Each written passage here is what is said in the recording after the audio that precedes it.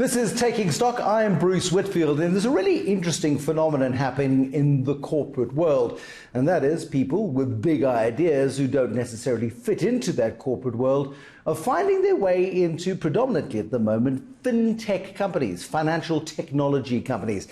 One of the more recent additions to the world of fintech is a business called Valr. Now, you'd have to spell it V-A-L-R in order to find it on the internet. Its co-founder is Farzam Ehsani, who is the chief executive of Valr. It's a cryptocurrency trading platform. Half the people watching this have just switched off, mostly because they don't trust cryptocurrencies anymore. Trading platforms sound intimidating. But here's a guy who left a cushy corporate job as the head of blockchain within RMB to take the uncertain world of entrepreneurship. What went wrong? Actually, not a lot went wrong. Actually, a lot went right. But within the corporate world, I think there's limits and there's boundaries beyond which you dare not pass. And that's because these big corporates have developed reputations and regulatory frameworks. And so if you really want to do something cutting edge, then oftentimes these big corporates don't have the appetite if something goes wrong. And so they're not willing to take the risk for the upside because they're worried about the downside. What is the downside? I mean, what is the risk that they see that either you choose to ignore or don't see? So you said it right at the beginning, half of the viewers switched off when we said cryptocurrency. Because it's an unknown technology that has been abused by certain quarters to sell and propagate scams. That's not what cryptocurrencies are, but some people have used it just like any new technology. People come in, the nefarious actors come in and use it for their own nefarious means. Okay, let's talk about that in just a bit. But first, explain to me this world of cryptocurrency, because when I last checked, there were hundreds of these things that still are. If I reached into my wallet, I wouldn't be able to touch and feel them. And that makes a lot of old school individuals, people who still wear ties, feel a bit uneasy. Absolutely. So cryptocurrencies, one of the main things about them is that if you think about this concept of scarcity, Bruce, all right? Anything that has monetary value needs to be scarce. If there's enough to go around, like air, it doesn't have a price on it, there's enough for all of us. But money and something that's not scarce is required to have monetary value. So cryptocurrency is the first time we have something digital that has scarcity. So to think about that, if you think about your telephone, and you've got a picture of your telephone, or a picture on your telephone, I should say, if you want to send that picture to somebody else, you can do so, but doing so doesn't delete it from your own telephone. So what you've done is duplicated it and multiplied it, and that's great for communication, Bruce, but if I have 100 Rand and I give it to you, what's truly important is that I no longer have it. Yes. So for the first time in the world's history, we have things that are digital, that I can give it to you without relying on a trusted intermediary like a bank to take it away from my account, which is what banks do right now. How does that work? Because 1,000 years ago, an ounce of gold, and that still has a value, I would have traded gold with you. I could have given you a gold coin and you would have given me a coop full of chickens or whatever it was in those days. Absolutely. Until the late 1960s, early 1970s, when the United States came off the gold standard, the value of money was no longer connected to the value of gold.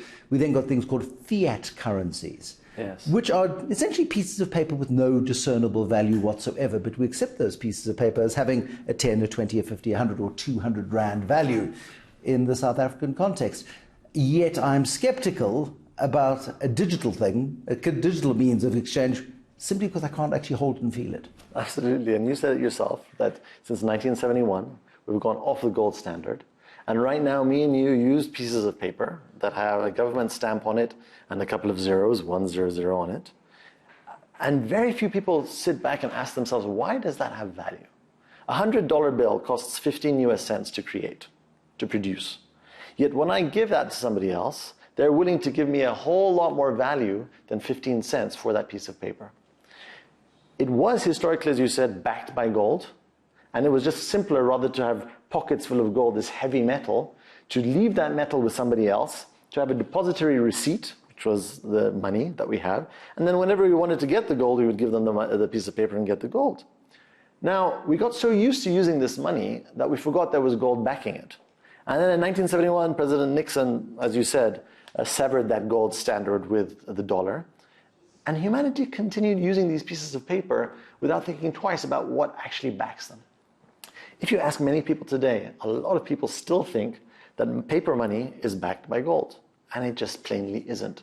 So we have to kind of sit back and ask ourselves, when we're talking about money, where are the true scams? All right? Like, is it cryptocurrency, or is it this piece of paper that we've been using that's supposedly an IOU, but actually nobody owes you anything? An interesting story there is a 100 Rand note is technically an IOU of the central bank. I went to the central bank one day, I've got some people that I know there, and I took out a 100 Rand note from my pocket and I said, "This is an IOU, is it not?" And they said, "Yes, it is." I said, "Well, I'd like to redeem it, please." And what did you expect in return? Well, I wanted to find out. They gave you another 100 Rand note or 250. I know there's nothing there, because that's the way our financial system works. But what was interesting was the reaction, where there was silence in the room, a couple of giggles, and then a very senior person at the start says, "No, don't worry, we assure you of the confidence of our financial system." Because banknotes 20, 30 years ago in South Africa used to have just above the signature of the Reserve Bank Governor, "I promise to pay the bearer on demand." Exactly that. The value of that note. Exactly. And that's disappeared over time, such that we no longer have it right now. So this idea of money is a very interesting concept, because it only really exists if we all believe in it. So the same thing with gold, this yellow lump of metal. You can't do much with that lump of metal, Bruce. But yet that small lump is worth over $1,000. So if we go back in time and we go back to, I forget what the hill was called in Latin America that the Spaniards plundered. There was this mountain of silver. And the Spaniards created their own inflation in medieval Europe simply by mining too much silver. There was billions of tons worth of silver going across the Atlantic Ocean all the time. Suddenly there was too much silver in Spain. It was no longer scarce. 100%. Gold then took on a far more significant value because of its scarcity. However, in the world of cryptocurrency, I can create my own cryptocurrency, can't I? You can create and I your can own produce 1,000, 100,000 or 1 billion of the things. You absolutely can. So the question is not whether you can create your own, but the ones that exist, how many people believe in them. Right now, Bruce, I can create my own paper currency. But we know paper currency The wasn't Reserve Bank enough. would lock you up if you did that, though. Well, we have vouchers. Right? Yeah. I have a voucher. I can say, take this voucher, and you can use it to purchase some of my goods. But very few people will accept that voucher as payment because other people don't accept it. Okay, right? Let's pause there, because I want to know how you value something you can't see, you can't touch, you can't smell, you can't taste, you can't feel, you don't even know if it even exists, other than in ones and zeros on a computer screen. I am with Farzam Ehsani, who is the co-founder and chief executive of South Africa's cryptocurrency trading platform, VALR. Complicated thing to set up in South Africa. Exchange controls make things complicated. Is it even really a currency? It's very complicated stuff. More